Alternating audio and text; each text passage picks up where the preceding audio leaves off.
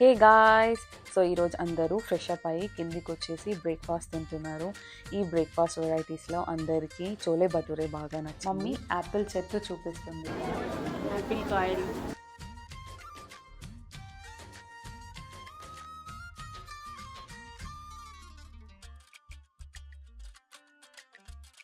అందరు హస్బెండ్స్ ఇలా వైఫ్స్కి క్యూట్గా ప్రపోజ్ చేశారు.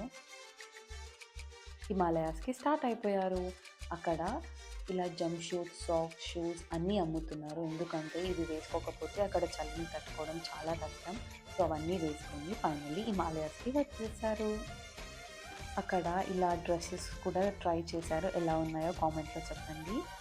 తర్వాత కాసేపు అలా శివుడిని చేసుకుంటూ చిన్నపిల్లల స్నోలో ఆడుకున్నారు.